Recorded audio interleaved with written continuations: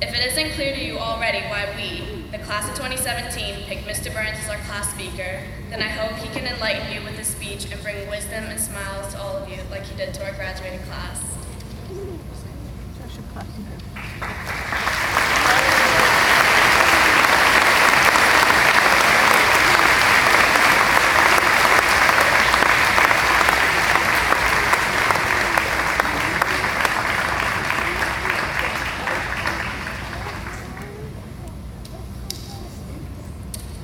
Thank you, Adam, Hannah, Daniel, and Anya, for that warm introduction. I've had the pleasure for watching you all grow up into young men and women. Thank you for the memories. Know that I love you guys, and I will miss you in my clubhouse next year. Welcome, parents, guardians, family, and friends, to the graduation of the class of 2017. Congratulations on your students' graduation, and on behalf of the school staff, we welcome you here to Titan territory. Now for the fun stuff. Class of 2017, congratulations.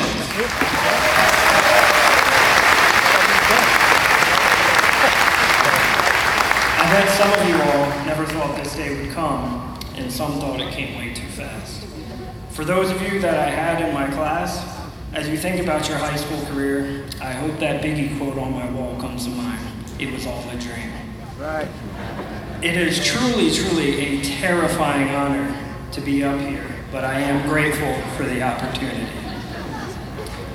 When coming up with my speech, what came to mind was what did I hear on my graduation and what I wish I heard going into the next chapter of my life. What I thought can be summed up into 3 points. Enjoy life, be kind to others, and keep your friends and family close. The first point, enjoy life. My old high school principal once told me, in life, you are running a marathon, not a sprint. When you think about it, high school graduation is not the finish line. You are just now crossing the starting line. Believe me, with the work you've put in, it may feel like you are crossing the finish line, but life has just started for you. Some of you going into the next chapter of your life may feel confused or unsure of your future. This may cause frustration and anxiety.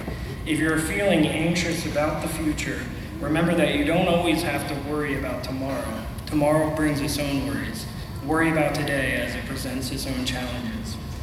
I bring this up because we all too often get so wrapped up in the future that we forget to live in the present. We forget to enjoy the moment. I'm not saying do not make plans, as that is important, but plans change, and what you once wanted may become a distant memory. Be adaptable. For those of you who think you have it all figured out, when that changes, remember what I just said. As you go into your future, I challenge you, step out of your comfort zone, make new friends. Some of these friends will become lifelong friends. Go on trips in college, study abroad, joke around with friends, make memorable moments for yourself that you will reflect on later. Remember, while you are working toward your future, to live in the moment and take time to be grateful for the day that you have.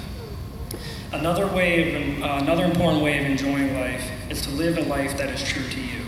You probably will feel pressure from loved ones on what you should be doing, and a lot of that is probably true and good advice. But if you are majoring in something that you don't like or in a career that you don't enjoy, find what you are passionate about. I've heard that if you like what you do, you won't ever have to work a day in your life. Well, I have not found that to be true. I've come to work many days. But when I was finding myself after high school, and I found that the job I initially wanted changed, and I found a career that I love, and I find that most days, it doesn't feel like work at all. If you do not find passion in what you are seeking, then reevaluate what it is you love to do, and every day insist on enjoying life. My second point, be kind to others. I'm sure you have seen through the news and social media that we are living in a bit of a turbulent time.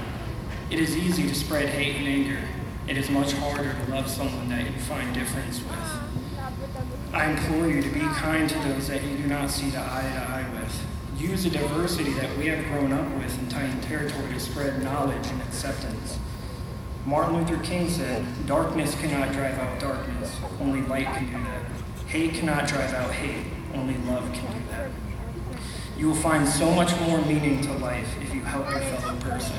It can be as bold as doing service work in the U.S. and other countries, or a simple act of holding the door for someone or looking a stranger in the eyes and listening to their struggles. Lending a simple hand to someone will not only change your life, but it can change your whole day, week, or even year around. The effects of helping someone can stretch beyond what you imagine. Seek to have the traits of compassion, humility, gentleness, and patience. By seeking these traits, you can help change the world. And just like the Lorax said, unless someone like you cares a whole lot, nothing's going to get better. It's not. And my third and final point, stay close to friends and family. You have spent your high school career building friendships. Some of these friendships have been since middle school, and some even stretch to elementary school. Cherish these friendships that you have built on these walls. Make a point to hang out with your friends this summer, making memories that will last a lifetime. Some of these people in this room will be the closest friends you will have. Find time as you go off to college or other endeavors to keep in touch with them. Do not become distant. There may come a day when you need a friend or they need you. It is important to make sure they know you are there. This goes with family as well. Some of you all have siblings. I have a brother and sister, and I can tell you today that they are my best friends. Strive to strengthen your relationships with siblings, parents, grandparents, and other family members. They will be your biggest cheerleaders going into the future. Make a point to hang out with them. Even when you want to go out, pick a specific day of the week that you are going to call home to check in with your loved ones. Choose a song that reminds you of your loved ones. My song is by OAR called Home. I do prefer the acoustic version, in case you were wondering. When I was feeling homesick at college, I often put that song on, and it would have me reflect on the love that I have for my friends and family. And now when I listen to it, I think of my college friends. Most importantly, be present in the lives of your friends and family.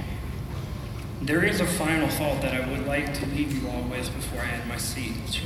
Some of you sitting in these chairs have faced struggles. Some of you have made mistakes that you regret. Some of you have had challenges in your life, both by your doing and situations that were out of your hands. I am a person that has faced my share of adversity in life. I'm here to tell you that the challenges of life you are facing are just speed bumps on the road to success. I struggled in high school. I was unsure of my career. I made mistakes that I thought were roadblocks. The one thing I had learned from my own personal experience is that your past does not have to define you.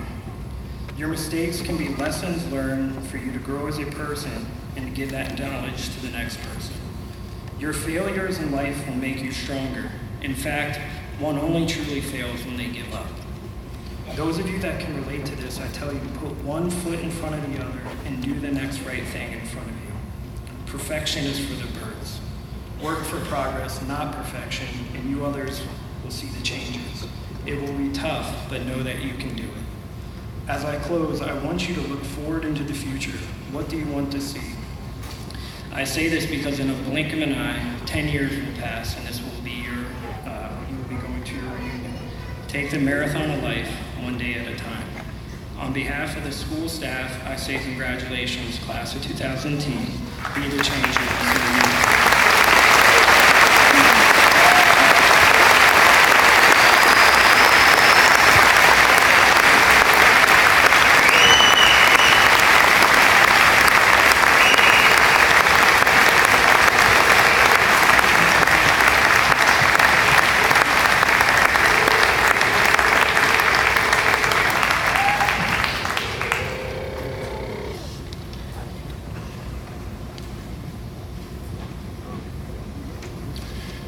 Thank you, Mr. Burns, for speaking to all of us, and I sure appreciate the quote in particular by your old high school principal. As we prepare for the presentation of diplomas, there are a few traditions unique to Dominion High School that we want to let you in on, especially if you've not had the chance to attend one of our ceremonies before. Members of the staff will be reading names and names of our graduates, they are in order: Dr. Kim Worth, Tana Amadeo, Cindy Sobel, Erica Alinaris, Tracy Wood, Kim McDonald, John Signorelli, Laura Northart, Denise Wingfield, Carrie Rinder, and Caitlin Campbell. Please remember to keep this ceremony certainly a celebration, but dignified. Feel free to cheer as vigorously as you possibly can when the name of your favorite graduate is called, but please refrain from using noisemakers that would make it difficult for us to hear the names of each graduate, and please refrain from leaving your seat to get a better picture angle. Candid Color Professional Photography, they have the best seat in the house for today's festivities, and their pictures will be available for purchase later this week. We'd like you to notice as our graduates come to the stage the array of pins that they are displaying on their sash. They've earned these pins in their pursuit to fulfill the 5 components of our mission statement that we talked so much about today. As graduates receive their diploma, they'll also receive a rose from their 5th grade or 8th grade principal. Now the rose isn't actually for them, it's a gift from them.